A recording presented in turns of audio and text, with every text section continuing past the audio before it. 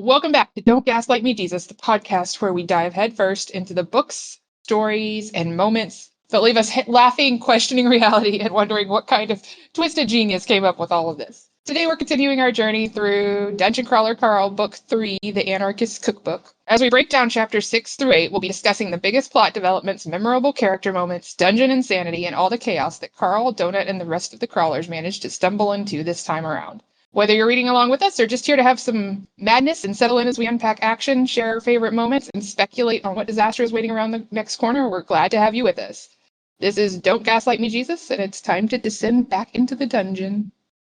Get your dirty Shirleys out. Mama needs to get her drink on.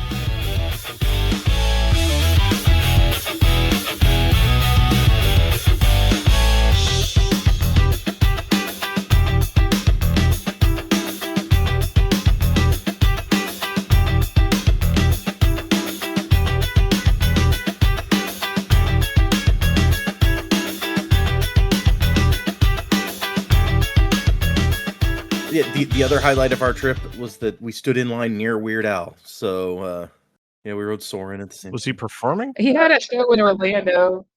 The next day, yeah. Okay. And he's apparently all over the park because we saw him at Epcot and then some other people saw him at Hollywood Studios. Rock and Roller Coaster. Yeah. But he was on a VIP tour, so you can go wherever you want. Right.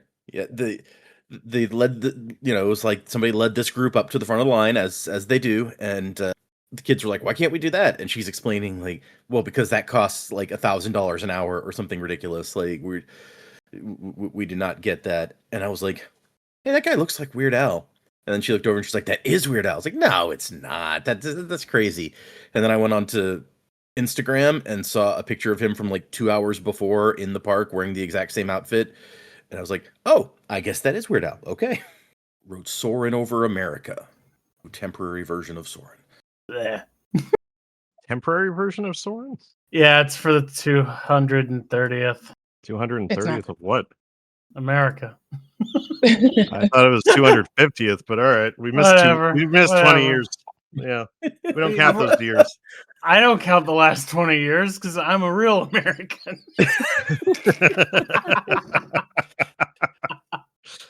We're just millennials. It's like, it's still the early 2000s, right? Like that's the last time. The that I 80s remember were 20 being years good. ago. Look, anything past the 2008 fucking crash doesn't count for us.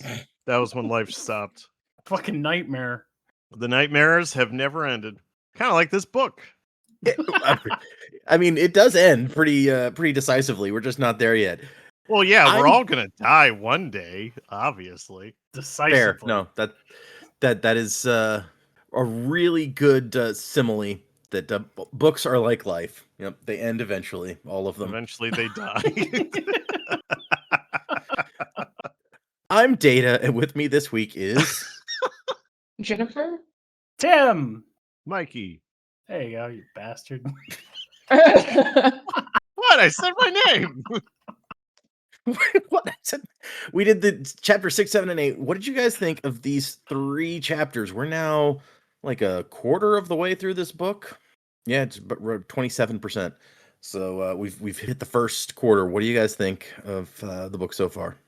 Or I guess these chapters specifically is what I ask. Man, I don't even fucking know, apparently. For these chapters, I actually thought these were pretty interesting. They were a little bit different than I think what we've seen before. I liked that they called the real thing that stuck with me was when they called out, "Hey, Katya is really kind of fucking boring. If we're keeping her around, we need to do something about this." And I like that Donut's choice in this was, let's give her a mohawk and a makeover, because that's totally Donut, and that was fantastic. Whereas, Carl's like, just be yourself.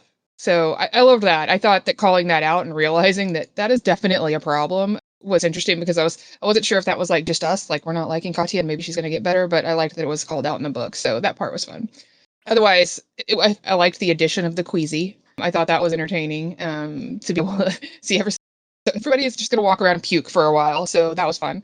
And seeing Mongo get to full size, I had some fun with that. So now we have this, giant dinosaur running around with us. I am very curious to see Donut ride Mongo. I think that will be, it's fantastic imagery. And I'm like, I just want to see Donut on top of Mongo. I need some fan art of that. I should look for some fan art of that. But I'm not I allowed have to search actually it. seen I've seen some fan art because somehow Dungeon Carl has entered my my algorithm. The one that I saw was the it's the Akira shot, but it's Donut walking up to Mongo like he's the motorcycle. I think I've seen that one. Yeah. Yeah, that's a fun shirt I saw online. I have not been spoiled on anything though, so if I had been, I would have said something. Very cool. But that's a good one. That is a good one. But then, like, that last chapter, I think, kind of flipped around a whole lot from what we were kind of seeing, and that was really entertaining. I thought, although I am a little upset because we've taken Mordecai out now for pretty much the rest of the book. Mm-hmm. Yeah, I'm mad about Morty being gone. Definitely mad about that because it felt like even though we had Mordecai last book, it kind of felt like we didn't have him a whole lot because he was mostly drunk and every once in a while he popped in. So I thought I was really happy to have a book where we had Mordecai like the entire time really helping and participating. And then we kind of just ripped that out. We're like, oh no, Mordecai's going to disappear for the majority of this book. Well, not majority, maybe. I guess maybe we're close to halfway. I don't know how many. I don't know how an actual book, so I don't know how far we are in this one. But They said it was for 7 days, which is apparently they're only going to have a day and a half left when he comes back. So yeah, we're not going to have Morty for a long stretch of time, and yep, that makes me angry. me too. Me too. I find it it'll be interesting to kind of see how that plays that we don't have, but it felt to me very much like this was the punishment they were getting for what the AI did. And that was kind of interesting to me that they realized how much Mordecai was helping. Mm. Kind of, it felt like took him out so that they couldn't have his help for the rest of this level, maybe to get rid of them. I don't know. We'll see. And then obviously we took some time getting some dirty Shirleys and doing some dancing. And some evil leader made us stop at the point in time in which Donut is a cockroach again. So thanks for that. I'm just saying. So now I really need to keep reading and find out what happens. But overall, I thought these were really great chapters. At least some good questions posed now after the robots and kind of figuring out how that there's obviously something going on there. But overall, they were pretty great. All right.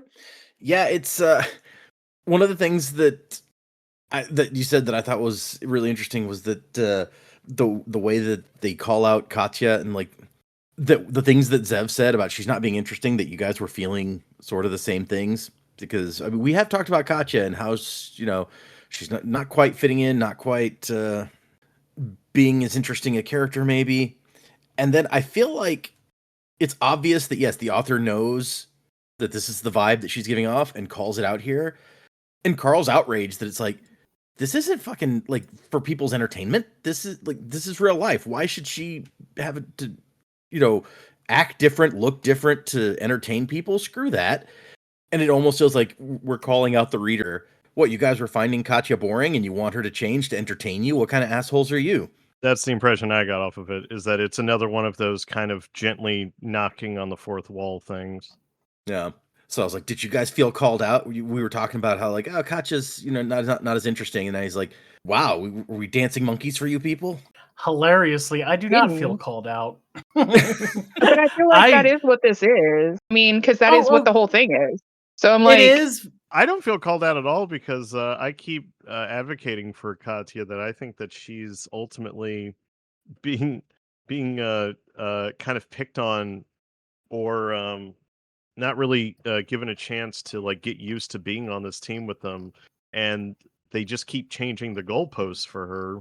Where it's just like, all right, you need to get better at fighting with us. Okay, now you have to be interesting. All right, you have to look interesting too, and it's like she's getting pulled all these different directions, and I'm like, this is all leading up to like my prediction from before, where I'm just like, is there going to come a point where they're just going to keep treating her like shit until she will? It's a self-fulfilling prophecy of them thinking that she's not with them or she's going to turn on them.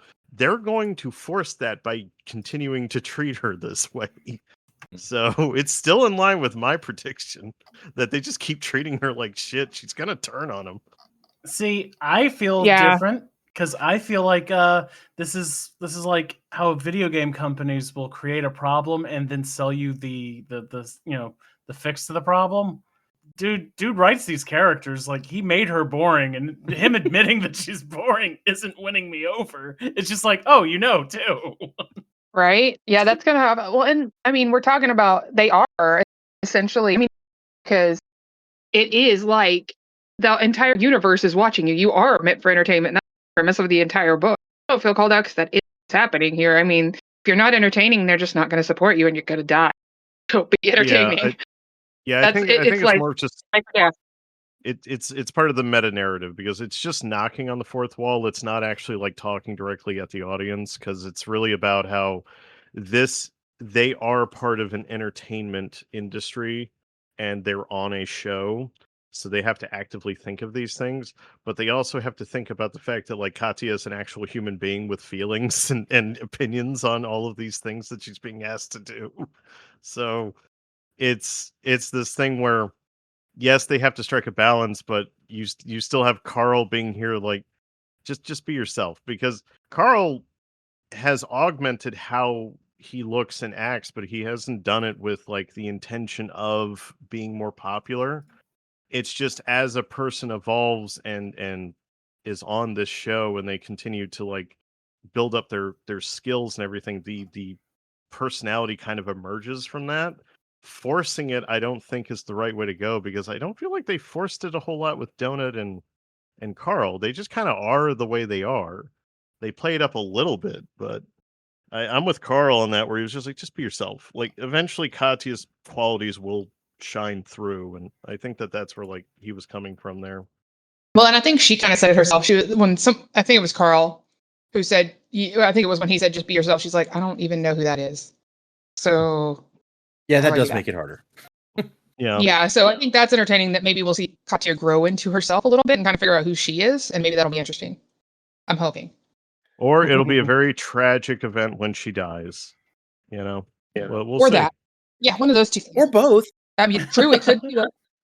First one, then to other. Yeah. It's funny you mentioned that about Carl's kind of evolution visually because none of that has been his choice, really. It's like the dungeon gives him a thing and he's like, well, I have to wear this thing. It will help me not die. And that's all he can do. Like, he gets no pants. He gets no shoes. I guess he chose to leave the apartment in the first place without his shoes, but that's... But yeah, but everything that has emerged from his look as it's evolved over time, that's all happened organically. Like none of it was like forced by him, you know, like definitely not by him. Yeah, it was forced on him mostly by the AI. So like his stuff kind of just manifested itself. So you kind of just have to let it happen. Like there's no way to like force someone to be more interesting. They're either interesting or they're not. So he could have chosen enchanted chaps in this section, but that's true. He could have, but I'm really glad he didn't. That's kind of interesting. He didn't need to go. Like, I'm just saying. Enchanted chaps with big heart boxers on underneath. Yeah, no, it'd be... okay. Tim, what did you think of these chapters? Good. Just solid little chapters. I love that we're back to cliffhangers. I know Jen didn't care for it, but nah, I'm back. I love it. We're back, baby. Cliffhangers, because that's a hell of a cliffhanger. Yeah, it is. They turned around for 2 seconds. Yeah. And that fucking happened. Yeah, bitches gotta die. Panic on the Disco, baby. I dug everything about it. I'm even in full favor of Mordecai going away for most of the book. I think that'll help everyone better because the team needs to get a little bit better without always going to Daddy to, tell him what to do. And maybe this will lead to some character development for him because now we have what was his name, Cacao or whatever, to further that story, which seems to also be tied to Odette. So I'm assuming we're gonna also deal with that because we got to meet Odette once every book, and we got another mystery. Are you talking about Chaco? That's how I read his name. No, I just a stupid Cars joke. It took me a second to figure out what he meant. Also, okay. Cacao. I was there. Okay. I was there. I got there. Are you trying to say Kachow? Whatever. I saw Cars once 10 years ago. Okay. And yet chose to reference it. And say it wrong. I choose nothing. Tim's like, things come out of my mouth. I don't know what to They tell you. just happen. Fair. I've been there. Yeah, I dug all of this. It was fun, decent action. Love the new monsters. They're kind of done now. Their one gimmick is played out now.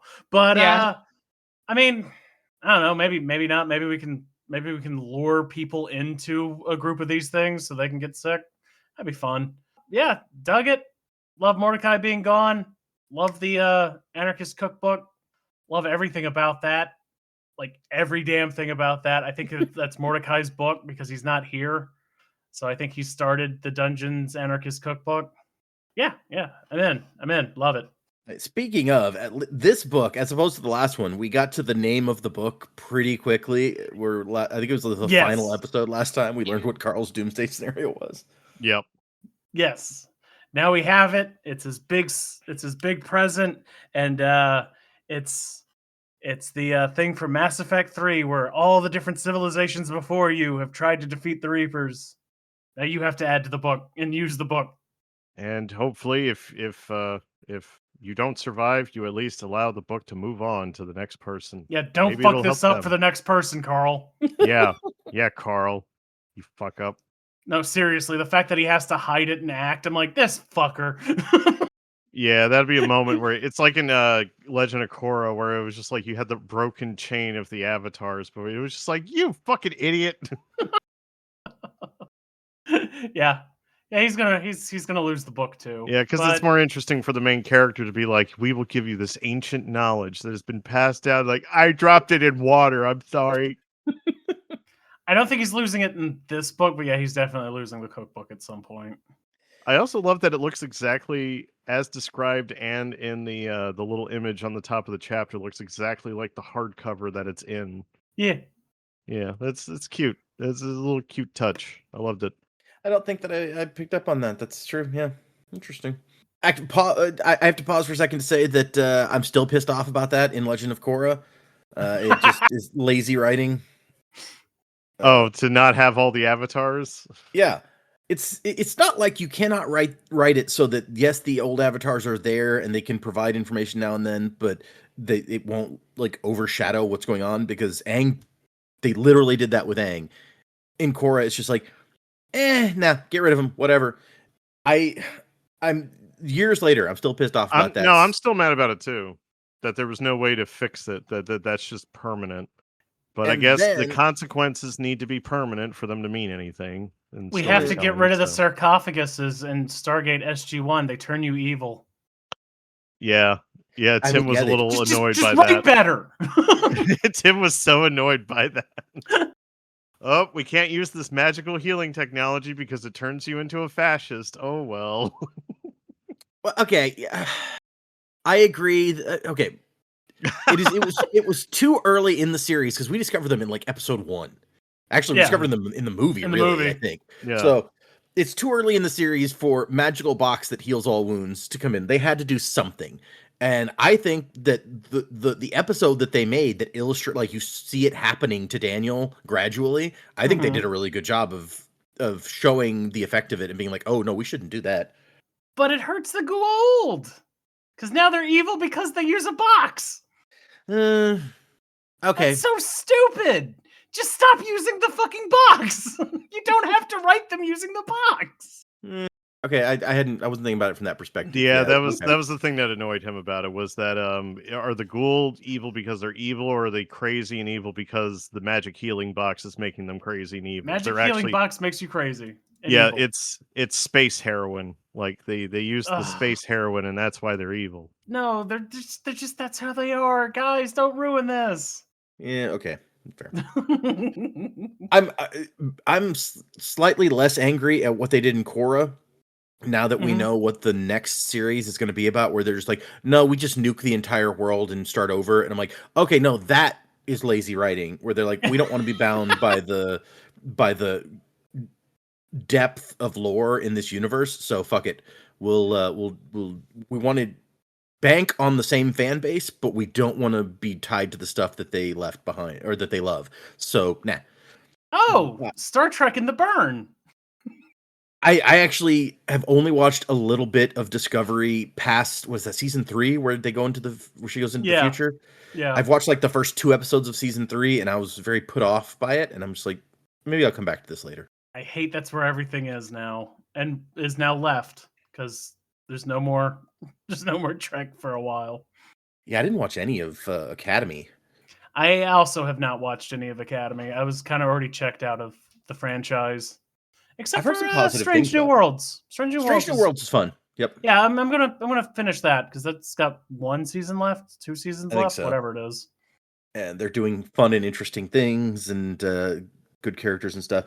I loved Lower Decks. I could do with more of that personally, but whatever. I need to try again because I keep bouncing right off of that. The first couple episodes are like the first half of the first season maybe is a little bit like we're trying a little hard here, and then when it settles down a bit, I'm just like, oh, this is good. Like I think by the end of the first season, I was on board. Let me look.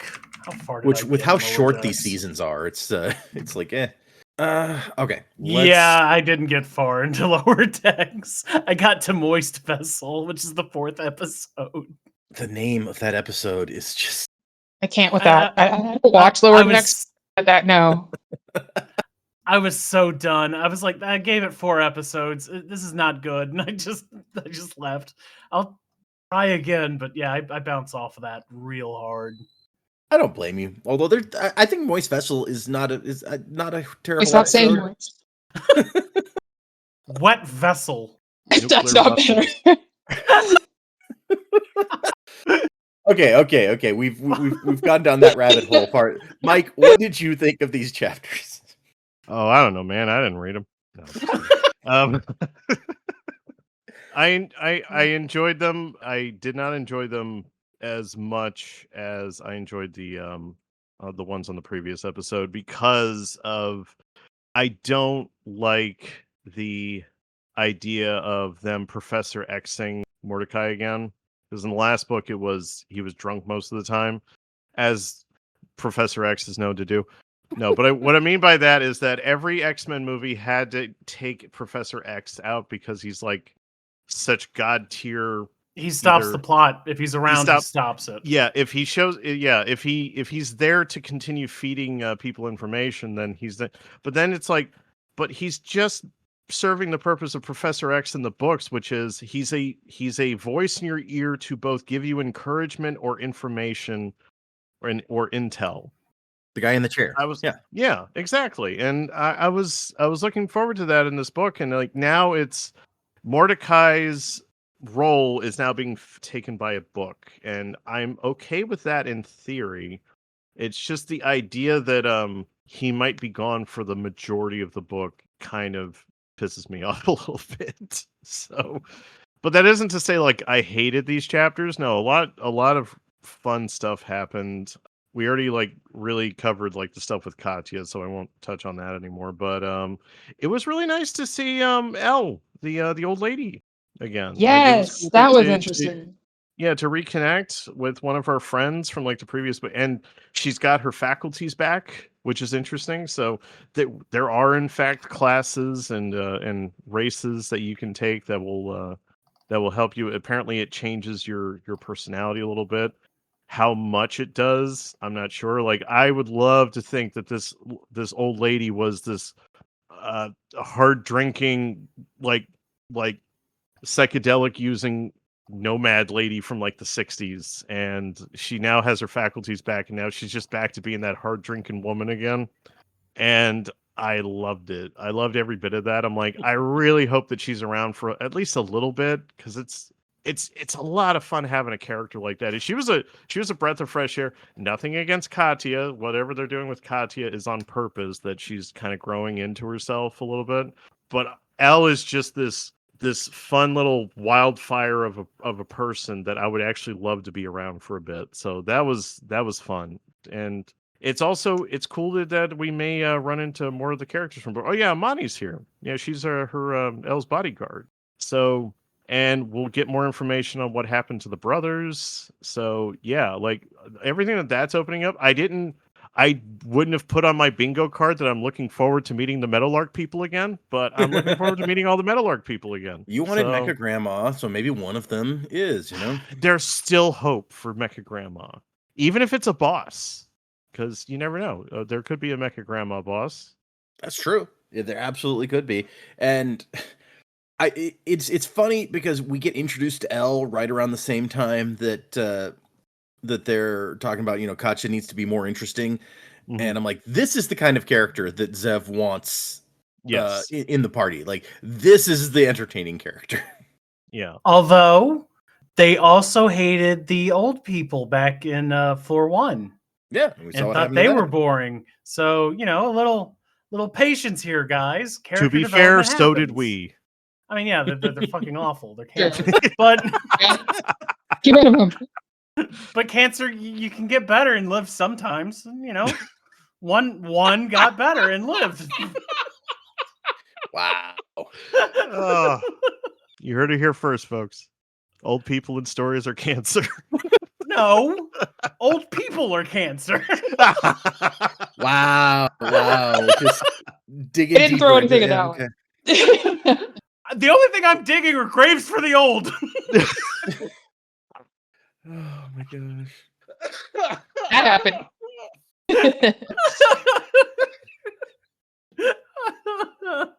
I don't even. I can't even go anywhere with that. All right. If anyone at home is still listening, we'll continue. They read the Dungeon Carl books. They're fine. That you're 100%. Dungeon Carl. I do that all the time. It's a terrible title. There's too many C's in there. Matt Diggerman, stop it.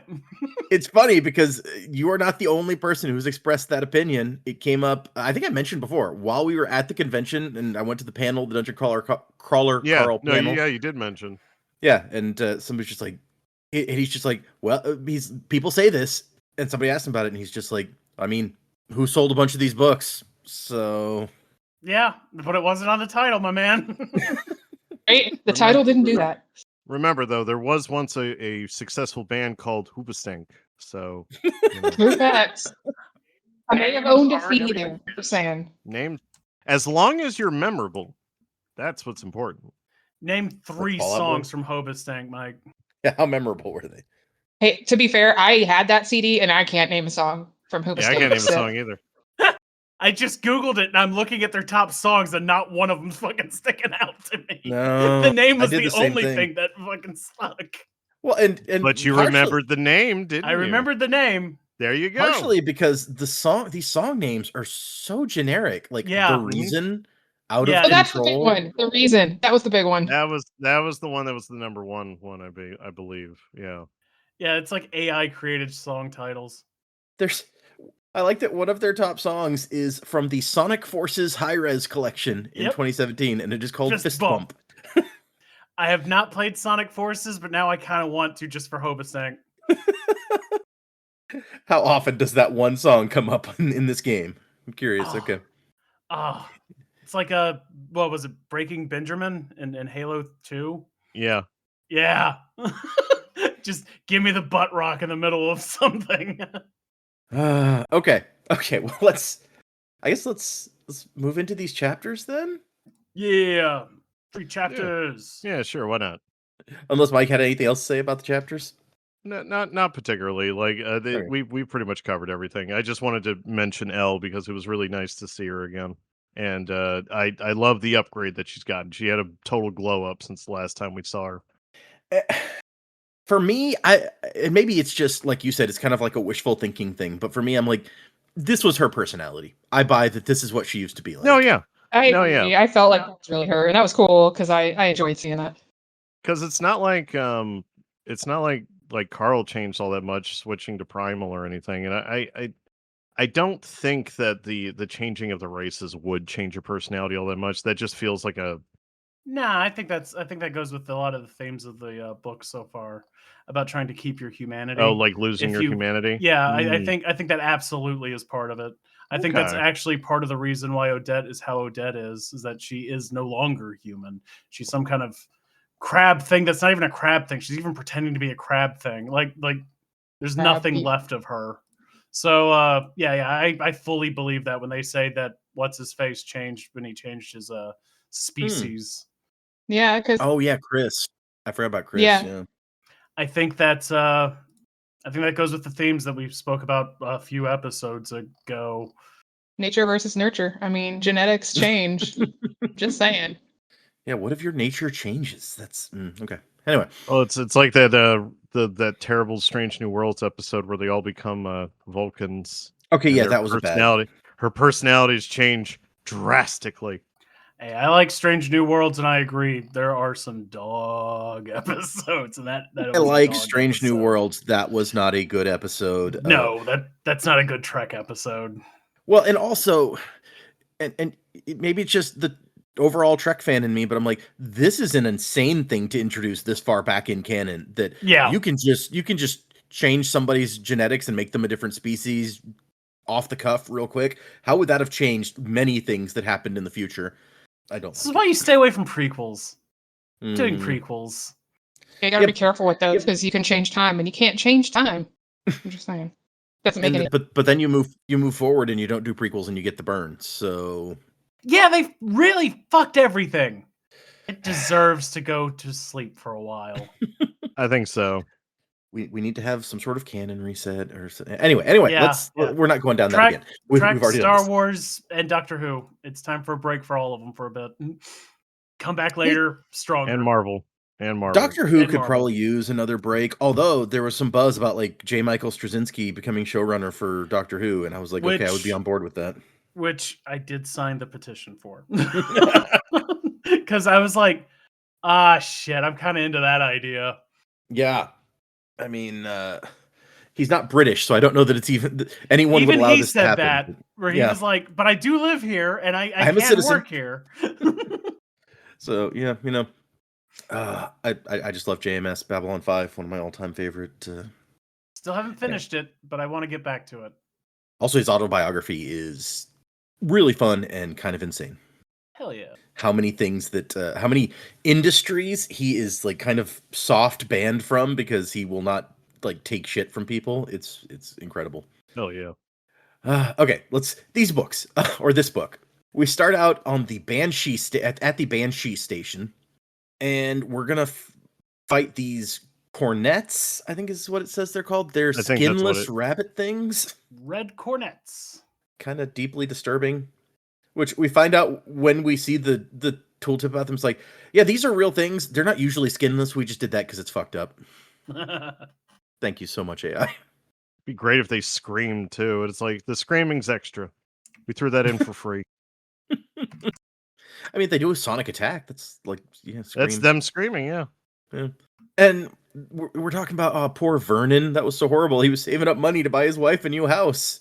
I love that Carl's like, there's no wife. Like, none of this is real. Just rip that out.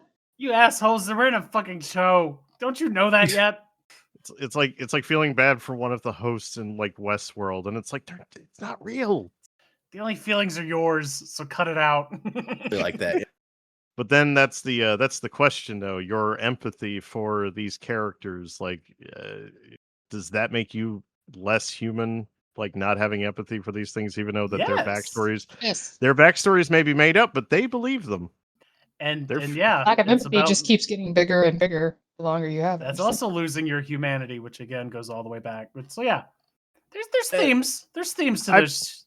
Right? I felt bad for Vernon because his memories to him were very real, and the pain of being set on fire also seemed very real for him.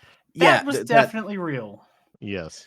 Still feel bad for him, whether or not he had a wife, that he got burned alive by fire ants. Yeah. But they should go back to that train and get his money. True. There might have been some good loot there. And so we're going to check out this station, kill some guys, maybe find ourselves a boss, normal stuff. And that's when we get the call from Zev. It's like, I know you're busy, wanted to check in, haven't figured out what your mid-floor appearance is going to be, but I want to talk to you about Katya. I'm like, wait, what? What about Katya? She's boring. People don't like her. Odette complained about her lackluster participation in the interview. And the tunnel is filled with people hoping she gets wasted just so it can be you two again. So ditch her or make her more interesting. Which, I mean, her plan is to go back to Hecla. So I mean, ditch her is kind of the default, but Yeah. It's kind of the plan from the beginning. Yeah, it's just get her leveled up and then send her back. But does Hecla want her back? that's the debate, That's right? a question. Yeah, we only She's know. boring. Yeah, we only know about Hecla through Katya at the moment because we can't talk to her directly. And Katya loves Hecla. Well, we Well, met her I'm that one time on curious. the show, but And I'm curious if this leads into her decision to kind of kick her out of her group. She wasn't interesting. Maybe she was losing her people. Maybe this was her version of being like, hey, she was too boring for my group. I'm going to kick her out. And this is a good way to do it. Sandbag Carl and Donut. Which further makes me attached to Katya because I'm like, none of this is her fault. No. She just picked last in dodgeball. Exactly. Yeah, like I just exactly. feel I so was bad too. that she just keeps getting excluded from things, and I'm just like, no, she's one of us. Keep her. She'll be all right. so Zev Donut's like, oh, maybe we can like make her more sexy and get her more interesting. And Zev's like, well, you got to do I something. thought that was her default. Making her sexy is the word. Bigger boobs, that'll do it. All the time. Well, Zev says, what's the point of adding a new character if she sucks? It's like when they added April to Gilmore Girls, but worse. And Donut's like, oh no. Like that's... She was right on board after that. It's right in Donut's language. Yep. Although I didn't hate April that much. I'm just saying. I was going to say, maybe unpopular opinion. I kind of... April was fine. There's much worse examples of people being added that were unpopular. Cousin Oliver is sitting right there. That's true. Cousin Oliver is the classic. I think he's the trope namer. Yeah. Scrappy Doo is also right there. Thinking about more. What about Angel's son? Oh, Connor? Yeah. Oh, that's boy. another one, ain't it? Yeah, I don't like Connor. I never watched much of Angel. I watched like the couple episodes that like Buffy shows up on. Mm-hmm. But other than that, I didn't really. He was a Nathan Summers, wasn't he? Yeah. He was Cable. He was sent into the future. He became a man, came back into the present. It's stupid. Yeah. It's all stupid. Played by Mad Men's Pete Campbell. Yep. Oh. One of his first roles. All right.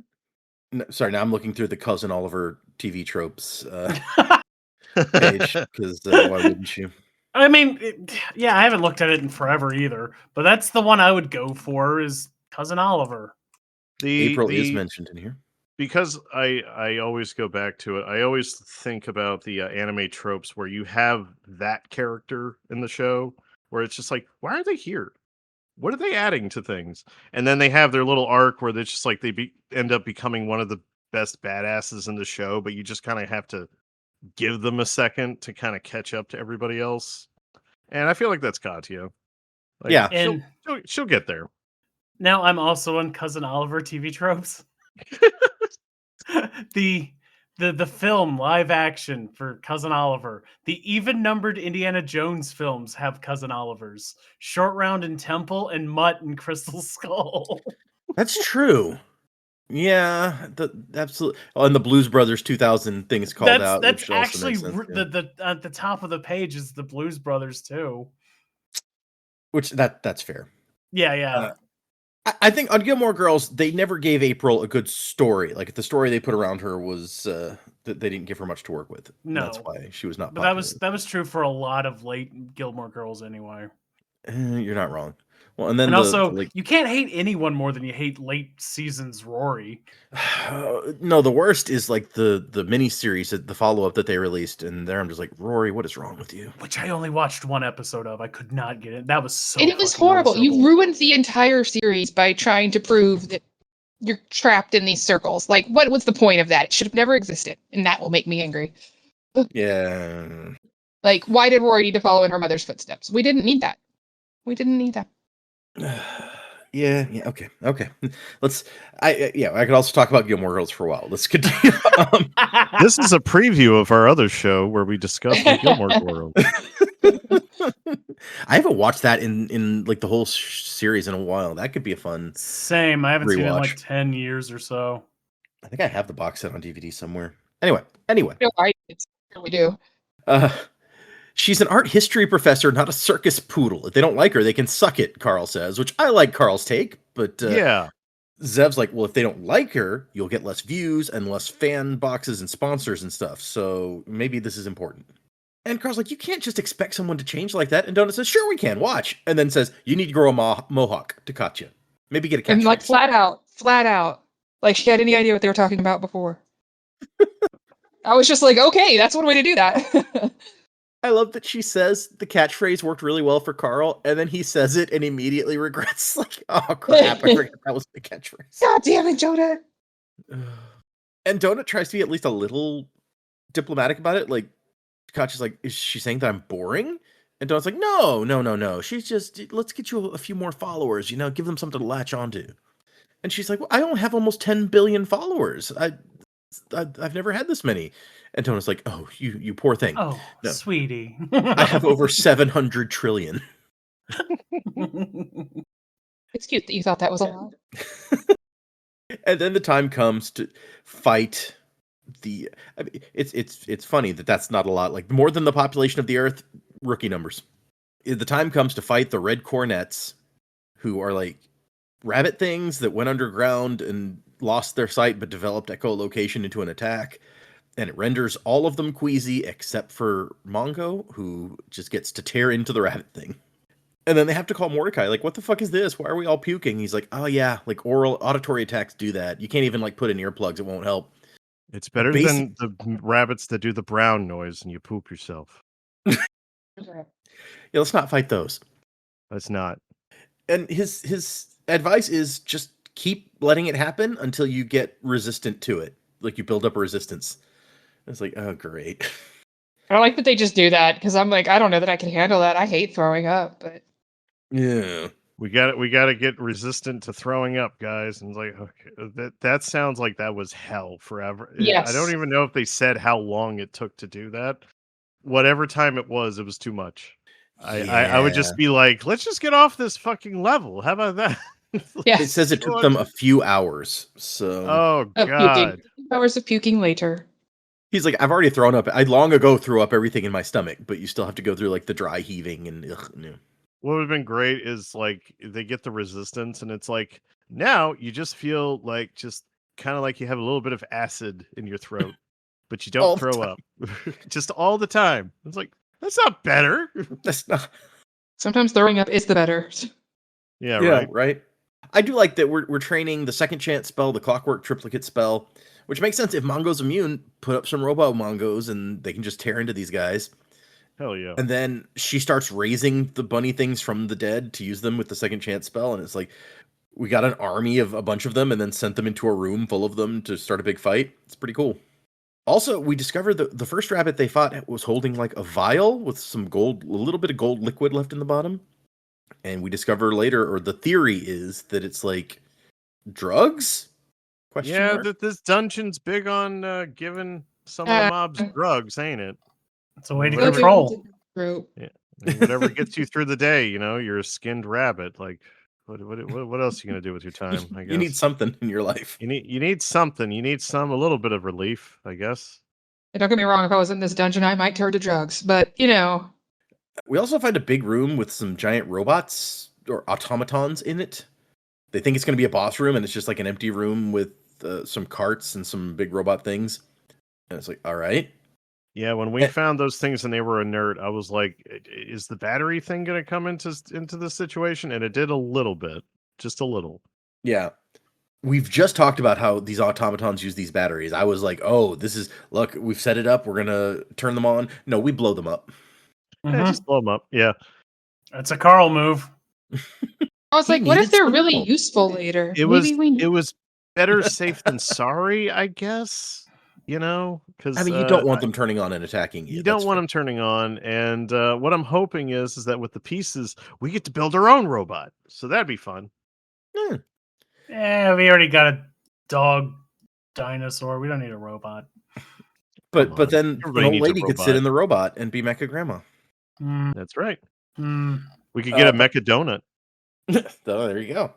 I was kind of on Jennifer's side. Like, these could be potentially really useful. Why are we blowing them up? How do we know for sure they weren't like keeping mobs back or cleaning up after something? Like, I feel like this is going to turn on them. And I could be wrong, but I feel like this might turn on them. No, I can definitely see the entire tangle falling apart if people keep blowing up these things and they're important to keeping everything running. Yeah, I was waiting for like some sort of consequence, which may happen later, where it was like these things were actually protecting against something much worse and much bigger. And who knows? Maybe that will be the case. You never know what kind of butterfly effect you're going to set off, right? Yeah, because there always is like something like that in every floor. Like, oh, you thought you did a thing, but you shouldn't have done that. You press the, and then everything gets bad button. Like we had the flame elemental and the grubs eating. And the grubs. Yep. Mm-hmm. But Donut's actually the one who suggests they blow up the robots, and Katya's like, I don't know if that's a good idea. And then Donut messages her, remember what I said about being more vibrant? Agree with me. People love it when Carl blows stuff up. True. People do seem to like it when he blows shit up. And so she gets on board. She's like, okay, yeah, let's do it, for science. Which I liked that line. I kind of laughed out loud at that. I was like, yeah. Also, let's kill the rest of the rabbits, When I heard the for science thing, all else I thought about was Mythbusters, and it's like anything worth doing is worth overdoing. Blew the shit out of those things. And so, yeah, the room where most of the rabbits are hanging out, they're all just kind of like stoned. Like they're just relaxing, vibing. They die really easily. And it was like, oh, okay, I get it.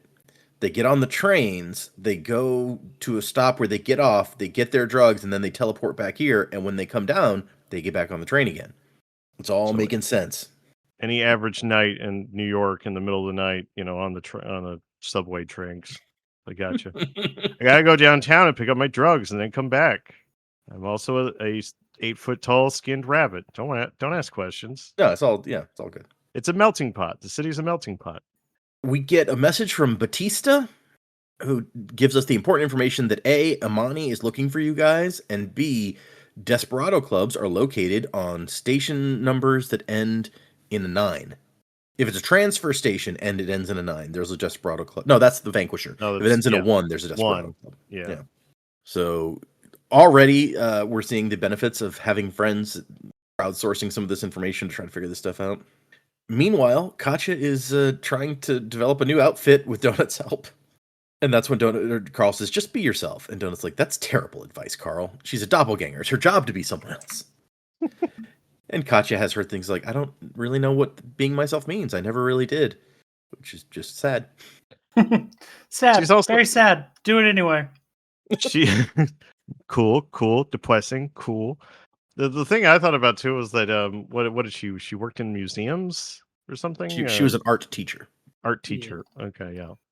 And she worked at a museum in Russia, and that's how she explained that why she knew the trains in Russia looked like. And she's never really been someone who had to be very performative for other people, and it's just like they I know they think that they're helping, but they just keep, because the thing that kind of made my heart sink was when she did the changes to her appearance, and then the look on her face as described by Carl was something between exasperation and desperation. She was like, does this look good? Is this good? And I felt so bad, because I'm just like, the way he described it, I'm like, no, it don't look good. I don't know I don't know if you actually just made the situation worse, guys. Jesus, you're torturing the poor girl. Well, and it's painful every time she transforms, so that can't be helping. It's like, dude, she's looking at him like, please don't make me change again. It hurts. Jesus. Be better. But at the beginning of chapter 7, we get our update on where we stand as level collapses in 8 days, 18 hours, views 50 quadrillion, followers 890 trillion, favorites 199 trillion. So yeah, big numbers. Lots of big numbers. We're heading for a station that will have a Desperado Club, Station 131, fighting some armadillos. The way it describes how easily they beat the armadillos, Mongo goes to level 15 and is as big as a pony, it says. He comes up to Carl's shoulder. And the armadillo things roll up into balls, and Mongo just chomps them like they're juice-filled hard candies. Hell yeah. You could have said gushers. That's all I imagined, was that they were little monster gushers. But gushers aren't hard. I imagine there's a satisfying crunch. Yeah. Okay. And he gets a new special attack called Earthquake. When he jumps, he might trigger an earthquake. That I can't imagine anyway. That could possibly go badly. Especially on trains. Yeah. They get to the transfer station, and there's an Arby's there for the safe room. which possibly also in popular opinion, I enjoy Arby's sandwiches, so I would be on board with this. I love I Arby's. Are there people that I don't like love when they Arby's? add. Yeah, I love that they added the sliders. Well, there was a time where Arby's was a punchline, you know. Arby's is But still a punchline, but I also like Arby's. I've heard many people talk about how horrible Arby's food is, and I'm just like, their roast beef sandwiches I love. I don't know what to I don't know what to tell you, man. Everyone likes their own stuff. It's fine. Arby's, if you would like to sponsor us, you can contact Data Laughing. Yes. Yeah. It's like the show not sponsored by Arby's, but it could be. Roast beef sandwiches and Jamochas. Give me. But in case you're wondering, Arby's has the It's meats. a great family restaurant. And we get there, and Mordecai is busy making stuff. The alchemy table has now like blossomed into something much larger and more complex because Donut gave him permission to use her upgrade coupons. And so he's got like a burner and all this other stuff that he's fiddling with. He's got a little meth lab set up. I mean, I know, that's basically, totally what I right? was thinking. I was like, oh, he's just making meth out there. It's fine. I mean, it sells for a lot in the dungeon, from what we know. True. Right? Although they said dungeon made stuff is the best, so yeah.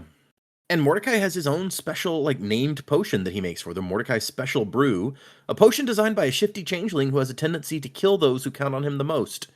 Which, okay, damn. Wait, does it kill them or get them killed? It says a No. tendency to kill those who count on him the most. Yeah. Oh my god. Yeah, we're gonna get Yeah. some backstory. That's why I'm glad with him being gone. Okay. I mean, clearly, Chaco was also a hint at whatever this backstory is going Yeah. on. Yeah. Yeah, and even Carl was like, I'm going to choose to ignore that because sometimes the tooltips are a little inaccurate. Yeah, true. But this potion creates a de facto immortality for 30 seconds, which, damn, that's helpful. No wonder he was going to make that. Yeah, you heal faster than the damage, which means you're still going to feel all the pain of whatever's Oh, yeah. happening to you, but Obviously. you will heal through it. But it ups your potion sickness cooldown by 10 hours, so you can't take other potions for a while. That's a big trade-off. Yeah. It's the end of dungeon potion. Definitely. Maybe, yeah. And then he has some potions to up Donut's constitution. And so she gets 4 more points in constitution from those.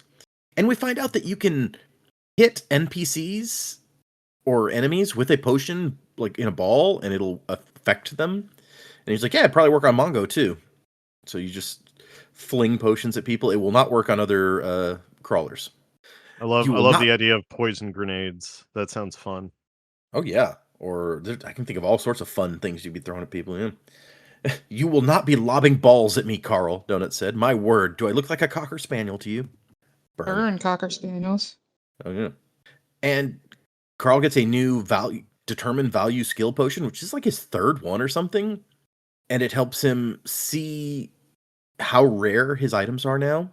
He has one unique item, which is the Kimari's figure that he found inside the box, the Beanie Baby. Other than that, that's his most valuable item. And his down at the bottom of the value list is that about to explode bomb. Nobody's going to pay anything for that. Idiots. That's worth so much. I mean, for 0.0005 seconds, maybe, yeah. You just got to know when to throw it, man. I mean, if anything, it's a really good bargaining chip because, like, oh, you don't want any of this shit that I have? What if I just take this out of my inventory? Like, no. You pay whatever you want. I thought so. It's why the bounty doesn't make any damn difference. They have a mutual assured destruction bomb. Like, don't try to kill me. I have it on a hotkey. We'll all die, bitch. All it means is that if you kill him, you have to kill him fast. Unaware. Yes, he has to be asleep. You made me think of Return of the Jedi, where it's like, why should I pay you that much? Because I have a thermal detonator. Like, oh, okay. Fair. Yeah. Deal. There was a scene from one of the Jedi Survivor games where there's like a bounty hunter that shows up and there's like a Mexican standoff where they're all pointing guns at each other and they're like, look, there's only two kinds of people in this galaxy: people with and without active thermal detonators. And she just pulls one out of her pocket that's already on. Okay, those are two kinds of people, sure. In Donut's fan box, she gets an enchanted Mongoliensis saddle adjusted to fit the cat species. Once again, they're like, Donut, you cannot ride Mongo into battle. You're too squishy for that.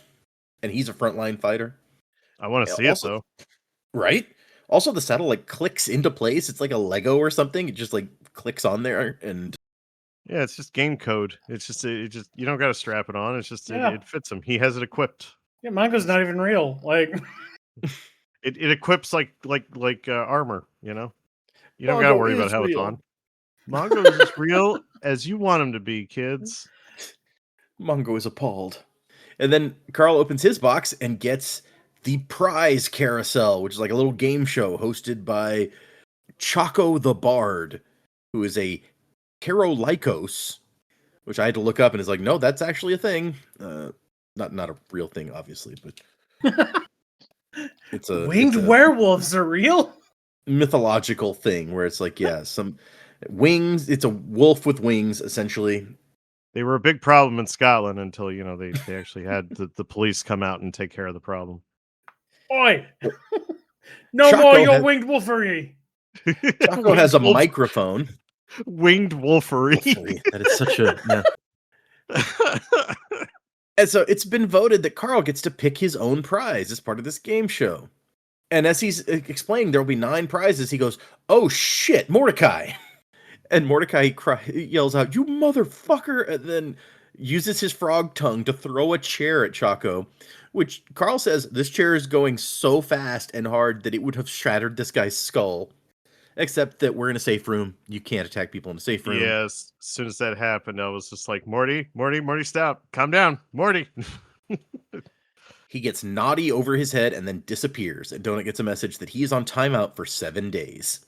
So, yeah, that's unfortunate. So angry about that. So happy about that. I know. Chaco's over here, like, terrified. He dropped his microphone under the carousel and he can't even get it back out now. And they're like, what the hell was that? Who are you to Mordecai? And he's like, I don't think I'm allowed to say.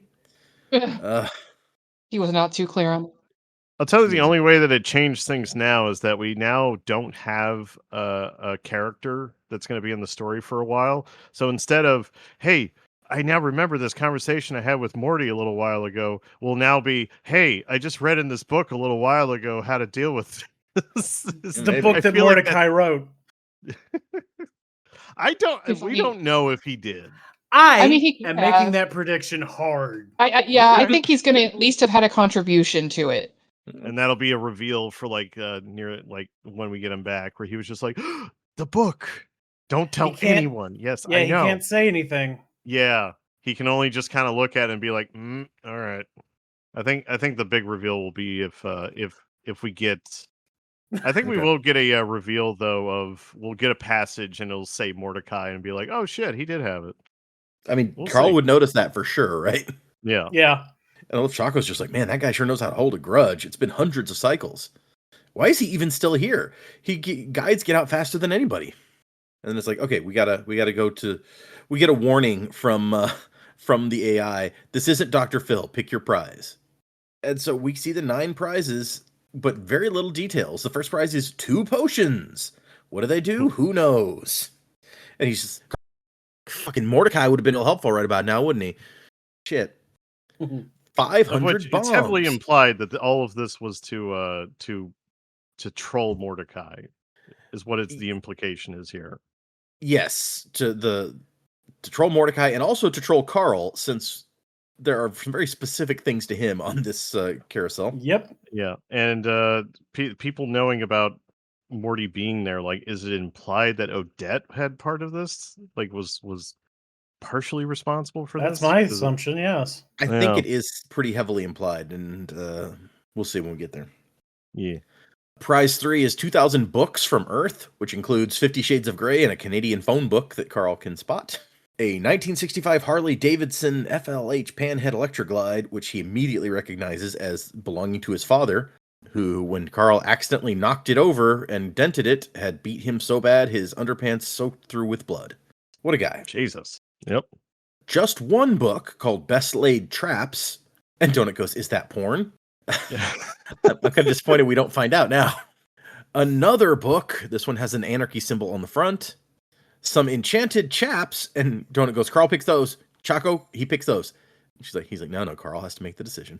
One single potion, and a Craftsman 300 series rolling tool chest, which he recognizes as his own tool chest, but also it looks like that might be empty. They're trying to trick him with that. He could really use all his old tools, but they're not in there.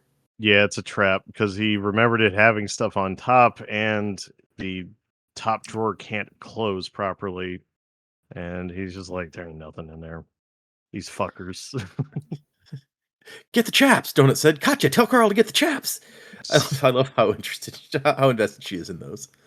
And he's having trouble picking until he sees that anarchy symbol book like glint with some light. And he's like, that's the same sort of glint that I saw when I found the box with what is now my most valuable item inside of it. And also it saved our lives because I made the explosive out of this box. So you gotta wonder, is the AI tipping the hat to him? Like, is that what that is? Death. Because we know that no one else can see what's inside the book except for the AI. It's the only part of the system that can see it. And so, yeah, he picks the Dungeon Anarchist Cookbook, which says it's chicken and goblin recipes galore. And Chaco's like, oh, what a stinker of a prize. Better luck next time. That's the show, everybody. You completely broke up there, Jennifer. Yeah, that was a robotic dog. It's K9. Yes, master. There's another cousin, Oliver. People love K9, though. I love K9. He's cute. He's still definitely added just for ratings. I just said he was out, man. He ran. Awesome. Yeah. Sorry, I think I may have skipped over the part where he talks about. Yes, he says, it was right before the Dr. Phil line. I'm sorry about your manager. It was a really long time ago, and it wasn't my fault. I was just doing what his manager told me to do. If I hadn't... Now I want to know who his manager was. We don't know that, do we? Not for sure. He says, if I hadn't done it, he'd have died, and then we'd all have lost her. We'd have lost Odette. So I feel like the implication there is she was his manager, because if he dies, the group loses his manager. Oh, maybe I didn't read it that way, but yeah, I didn't read it that way at all. Yeah, I thought it was to save Odette from like. Yeah, that's kind of how I read it too. But yeah, okay, no, that's fair. I hadn't thought about it that way, but you're right. That could totally be how that's. But you've read the book, so if you haven't thought about it that way, now you're telling us. Now we know. You just confirmed. Dude, you've played right into my hand. We've been spoiled. If you knew how many times somebody made a 100% spot-on prediction, and I was just like, I never thought of it that way. I've listened through the show a little bit. Yes, that is interesting when that happens. See, I have yet to listen to anything, so I have no idea I don't listen to close we've ever been to this. I might have to do that. You gotta mix in, some like things that seem to obviously discount that. Sometimes you propose a theory, and I'm just like, oh, if that's true, then it would mean this completely crazy other thing that's not at all true. Or, if that's true, then it would mean this crazy thing that actually is true. You got to do a little bit of both, or people start trying to pick up on the patterns. Yeah, but that was his manager. yeah, that one we now know. Yep. You can't reverse your shoes and walk in the snow. We got you now. That makes sense. That's why she told them to go get a manager, but I didn't read it that way. Anyway, we get to the end of the chapter, and he's like, this got a useless recipe book. And then he feels that little buzz of his skill that shows him like stuff that nobody else can see. Hello, Crawler. As you're about to find, this is a very special book. Hello, if you Crawler, read these words, friend. Sorry. When you're done reading the books, they mischief managed. Right, yeah, basically, right? And it ends with, together we will burn it all to the ground, which is a very dramatic end for the chapter. I like that. Fucking love that. I'm just like, yes. Yeah. Yes. I was like, we're finally going to get into it. Yeah, let's continue the storyline of how we're just going to fucking just destroy this whole system. Which we knew was coming, but we've been waiting, and it's good to finally get a piece. And if anything, the book is almost kind of like another character. So that's interesting. Or 23 other characters, because this is the 24th edition of the Dungeon Anarchist Cookbook, the next chapter says. There's been 24 authors. Yeah, I think that means Carl must be the 24th. So there have been 23 authors. Unless the first one isn't. No, because the first one would be the first edition, right? Yeah. Yeah. Anyway. I would assume, yeah. That's how that normally works. This book was created in the 15th season of the Dungeon World thing and awarded to High Elf Crawler Porthos the Rogue. And basically, it's filled with notes from previous crawlers about explosives, traps, potions, secret society, shortcuts, all whatever stuff they thought might be helpful to somebody else. Porthos, huh? That's what it says. Well, Porthos, I guess. I said Okay, Porthos. I was like, I think, but it's Porthos. like all for one and one for all, huh?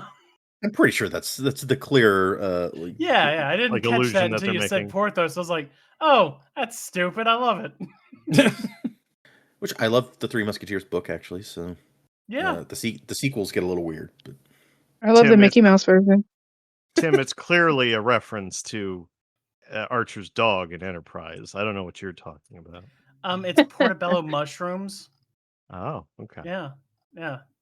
When you said Archer, I thought you were talking just about like the show just Archer. hungry. Oh yeah, there's too many archers. We get the first note we read is from Crawler Drakia, author of the 22nd edition, which indicates that those Naga bastards are a suspicious lot, and I fear I may be discovered. So the Naga are running that season, and he's like, Odette told me the Naga haven't run a season in forever, and that was just 2 editions ago. That means this thing does not pop up much. And so you guys talked about how basically he has to keep hidden that this is something cool and secret. If anybody realizes what's happening, then the book's going to disappear. Exactly.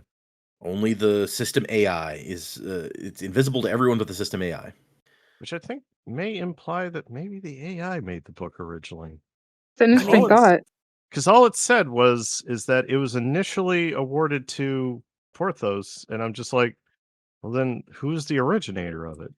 Yeah, it says it was originally generated into the system during the 15th season, which I feel like implies generated. That maybe that implies it was the AI that made it. Okay, all right, could be the AI. After all, it's just as much of a victim as everything else. It's stuck in a bullshit. Well, and what's it coded to really do?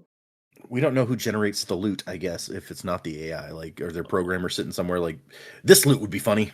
Maybe. Well, here's the other weird thing. Yeah, well, this is a horror universe, like it is, and there's nothing to tell us that the AI wasn't also once a person. So, right? Interesting. So we don't know much about the AI. Yeah. Other than how are AI developed here? Yeah. Is it like Halo universe rules? Yeah, where they destroy and scan a brain. Yeah. Or red versus blue universe rules, which is similar but different, I think. It's been a long time since I watched the later seasons of Red versus Blue. Yeah. Didn't really go with that. And we just see a couple of notes right off the bat that indicate how useful these things might be. It's like you can infuse bombs with a level 3 sapper's table. If you soak a hobgoblin smoke curtain in a healing potion, it mass kills undead like you wouldn't believe. And I'm already like, wow, okay, this is helpful. If we run into a bunch of zombies. And if you soak it in vodka and you set it on yourself, you can create a cloud that makes you drunk. I mean, maybe. God damn it, delightful.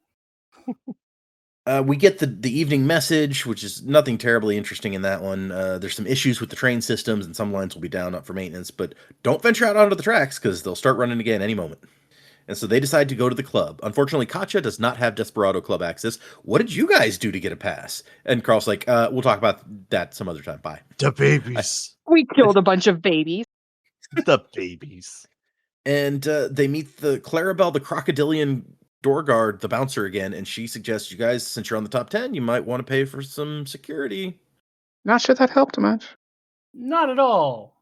And so, they get 2 bodyguards, 2 rock person bodyguards. Rockman. 1 each. Rockman. And they find out that it's that Frost maiden from the top 10 and her butterfly friend are inside. And they're like, oh, they're here. Okay, awesome. That's who we came to see. And their bodyguards are called Bomo and the Sledge. And Elle also has a bodyguard called Clayton, which I don't know if you guys get the reference right off the bat there. No. Oh no, it's really advanced. The reference here is to the band U2. Oh, I do like U2. Really? Which features Bono, The Edge, and Adam Clayton. Oh, okay. That was just heavy, like rock and clay garbage. I was like, it's funny because they're rock guys. I guess, yeah, I kind of. But now there's Also, 2 levels to it. they're 7-foot tall rock monsters wearing tuxedos, which I think is a great picture. They truly were rock stars. Hey, now. You're a rock star. And they see they see Elle sitting at the bar. She's like very small now. She was small before, but now she's 4.5 feet tall with blue skin and like a white kind of haphazard haircut. And she doesn't touch the ground anymore. She's still wearing her anti-slip socks from the old folks' home, but she doesn't actually touch the ground with her feet when she moves. Hey, you got to be comfy even when you don't touch the ground. And I love Donut being like, look how beautiful she is, like a vision of elegance. And then she goes, Elle says, yo, who's do I gotta suck to get another drink? Christ. And Carl and Donut come to talk, and she's super happy to see them and hugs Carl. And Carl's like, I didn't know if you were going to remember me. And she's like, well, I mean, you did save my life when Jack pissed on the wall that one time. Kind of hard to forget. Also, she picked this class, and it's kind of up for Carl's fault because she was the one who's going through when he sent them the advice about getting a manager. And this race, I think, actually, is the race came with a manager. That was lucky. Yeah. So they picked this one specifically because of that benefit. And she's like, our game guide, she wasn't allowed to say anything about it beforehand, but when I picked it, she was so happy, she actually started crying. And what else? Yeah, this is where he's like, I don't know how much her personality changed, because you couldn't tell that much before when she was deep in her dementia suffering, but maybe she was always like this. And she orders Carl the same thing she's having, and he's like, what the fuck? What is this? And she goes, it's called Knockout. It's the Dungeons version of Everclear. My Barry and I used to get blackout drunk on that shit. So yeah, she was apparently a heavy drinker in life also. Elle sounded like a fucking life of the party back in the day.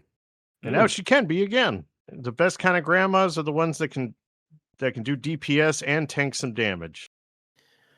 She tells Carl there's only about 20 of them left from Meadowlark, and Imani is the only one of like the caretakers who's left at this point once Brandon and it died and Chris left. And speaking of, here comes Imani. She's an obsidian butterfly fire spiritualist, which I think sounds super cool. Here is a fan art picture of what Imani looks like. Oh, yeah, okay, I see it. Yeah, I was having a hard time imagining. It was like a Day of the Dead kind of looking thing. I get it now. That's cool. I think it looks super cool. Because she got a white skull painted on her face and these big wings that look kind of like a monarch butterfly. Yeah, I didn't imagine Day of the Dead. I imagined more like, I don't know, Urukai's like skull on her face. Yeah, I didn't even think about the Latin, persuasion kind of thing, where it's just like, oh yeah, Day of the Dead. That makes sense. She has a 12-foot wingspan, so these are some big ass wings. Jesus. But they're also not like completely physical because they pass through people as she's walking on the dance floor, and the people like glow or something afterwards. So they're they're like ethereal. Okay. Yeah. And they tag people to do something. Elle tells us here in a second she's like a support class. So it's a buff. She gives a buff with her wings, probably. She's like Mothra. She's Mothra of the team. I guess so. Yeah, I never thought about Mothra is the support class kaiju. Yeah, definitely is. She's the healer. I never thought from that perspective on it, but yeah. Elle says Imani can claw your eyes out, but mostly she sits back and keeps everyone's health topped off. So just like Mothra, she'll claw someone's eyes out, give it a chance. Shoot like some webbing or something. Yeah. So we find out a little more about what happened with Chris. He chose this rock person race, not like these guys exactly. It looks like he's made of lava rocks.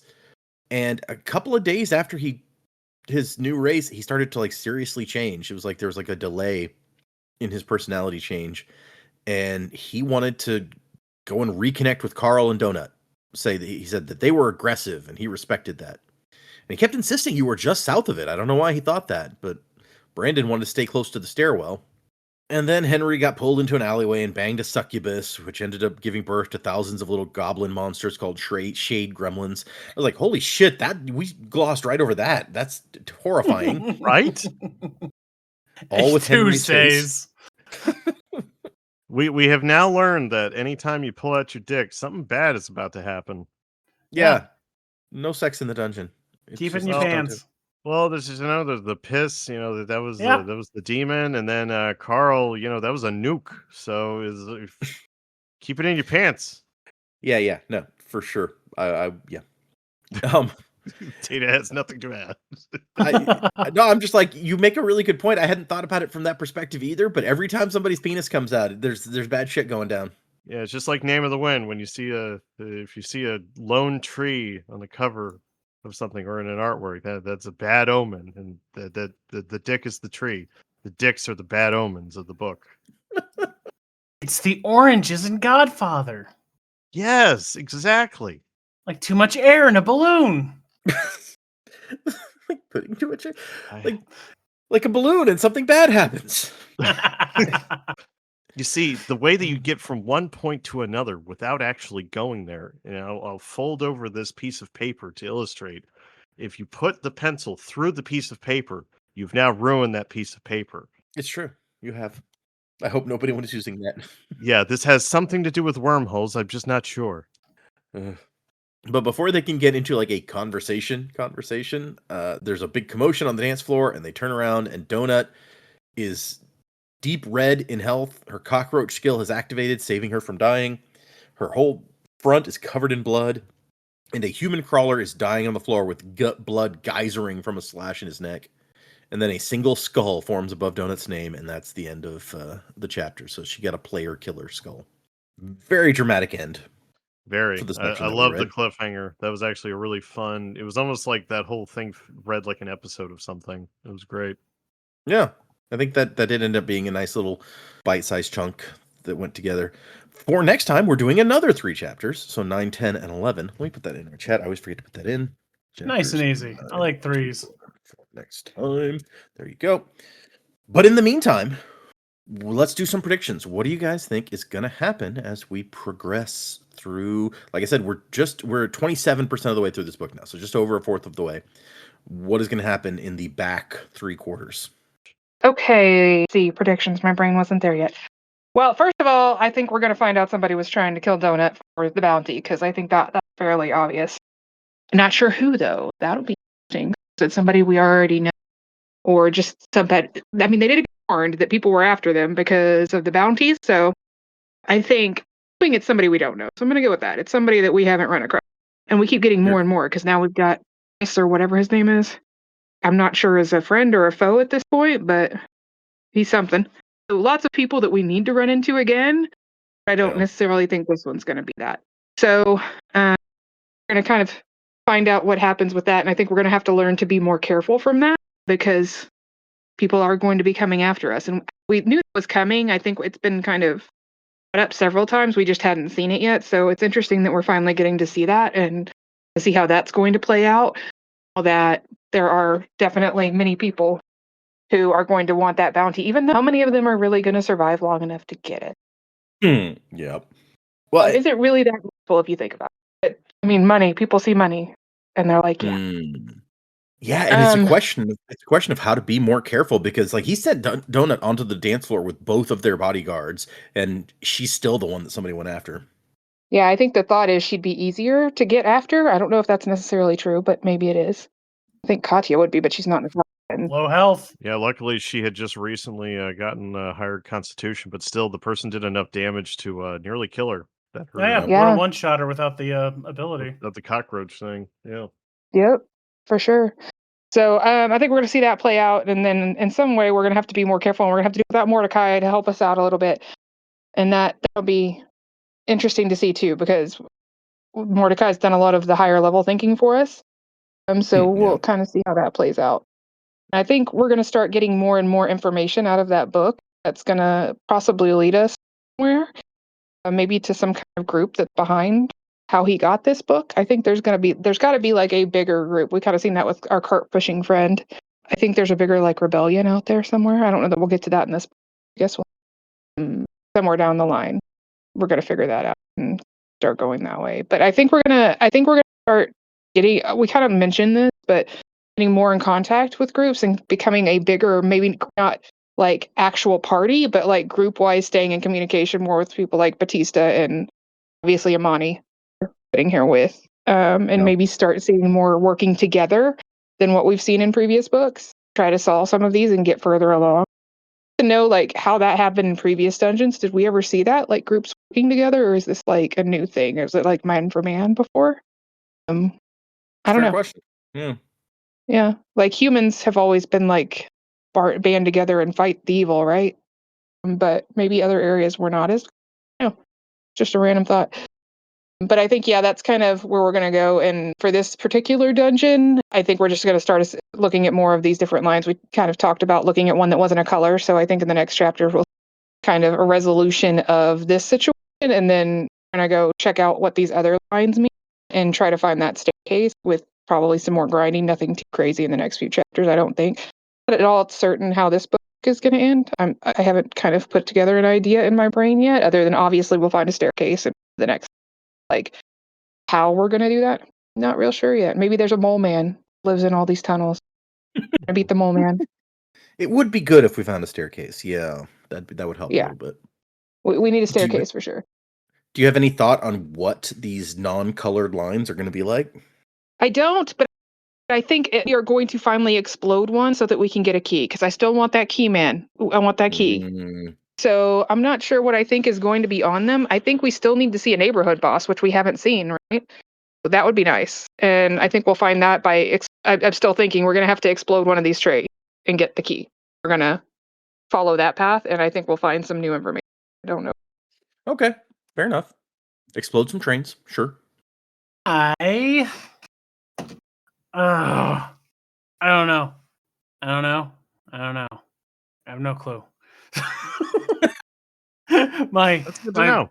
My big prediction was that Morty fucking wrote the book, and I've now switched to agreeing with the others, where I'm like, nah, it's the AI. The AI did it. That's interesting, because I keep forgetting the AI is a character instead of just like a system, but it's also stuck in the system. It's as much of a prisoner as anybody else. So, yeah, that was my big prediction, where I was like, aha, Morty's still with us, but he's not. He might still be one of the authors, so you might be right about that. So just you can augment your prediction that he's one of the authors, because that has not been confirmed. Nah, all or nothing. All right. What else? I think I don't know. Like, I'm enjoying this book more than I had the other two books. You know, it feels more like a book, and I still don't know like where the villain of this one is going to be. Like, okay, a player tried to kill Donut, and Donut killed that player. How weak was that player, by the way, that Donut fucking just slaughtered it that quick? We did not see exactly how big the fight was, because the rock guys also got knocked out. Yep. Mm-hmm. I figured that was the opening move by the guy, and I figure that Donut's cockroach hit, and then Donut retaliated. Could be wrong. Yeah, whatever he did would have killed Donut, and we know she's not like terribly. Yeah, but she's like unconscious now, so she would have had No. to. Oh, I thought she was unconscious on the ground. She just had her. She had her cockroach thing happen. Okay. No, she's standing there, kind of swaying, is what it says about her. Oh, right, and she's just covered in blood. Gotcha. And viscera. Yeah. Gotcha. It's everyone else who's knocked out. The Rockman. Which her strength is quite high, though. So if she literally used her claws, I mean, she burrowed through a guy in the last book. So yeah, she's pretty fucking strong. And that was a boss. So that was the first book, wasn't it? The dude bro lizard guy. Oh yeah, that she tore into with her claws. Yeah, that was book one. Right. Yeah, so she's like plenty strong. So like it was probably like one hit from Donut that killed the guy. Any other predictions, Timmy? You're right. We don't have like a villain. Like I don't know. If we've ever had like a singular villain though. We really haven't, which has been a weakness of the story so far, is that we don't have people to hate. They tend to show up for a scene and then either get shelved or they're done. Or they're like the maestro who was on a spaceship with his mom and got blown up. We hated that guy real good. Yes, and he's still alive. There's no fucking way he's dead. No body. But I've already made that call because that was the most obvious not death ever. Oh man, yeah, fair. Okay, I forgot that we spent some time digging into that when it happened. I kind of forgot that. Yeah. In fact, I kind of forgot about the maestro entirely until you mentioned him, and now I'm like, you know what? He's the one that fucked with Mordecai, not Odette. Because he's what, the heir to the Skull Empire. They have to have money. They have to have influence. I'm sure they tweaked things so that the fucking with Mordecai and Carl happened. You know, get rid of his little pocket wizard who can tell him everything. See how it is in the real dungeon. Yeah, you know what? That's a fun. You know, I didn't think about that until just now, but you know what? That's my prediction. Okay. I'm incidentally providing ammunition for you. Okay. Yeah, because I'm just like, I forgot that guy even existed, because it's been forever since we read a chapter where the Maestro was referenced. We've also got Frank out there as well, so I don't think that he could have paid people to change the vote, but we don't like him either. Although I feel like after we saw what happened to his kid, we're a little more sympathetic to be like, okay, well, that's fucked up. Yeah, that was the author kind of just ruining having villains. But how dare you, sir? Yes, how dare. But I guess early on it was a good thing to show that, like, not all of the mentor people are on the up and up, which I guess now plays in now that we know Odette was Mordecai's manager. Was she not on the up and up if she was the manager? She was not on the up and up. Okay. And she's even the one that suggested Morty become a manager. Oh yeah, she was definitely the manager. According to you messed up big here, Data. It's all coming together. The guy in my book club that steals my opinions. It all makes sense now. Bender. Okay, fair enough. Mike, what do you got?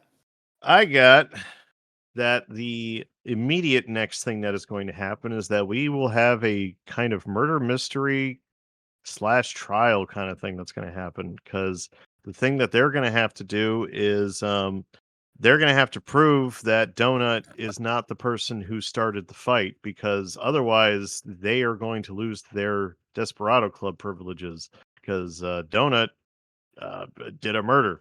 I mean, she got her first skull. And I think what they're going to have to do is that they're going to figure out what the hell happened, and they're going to have to prove that it was not her fault and it was self-defense. So that'll be like a trial thing.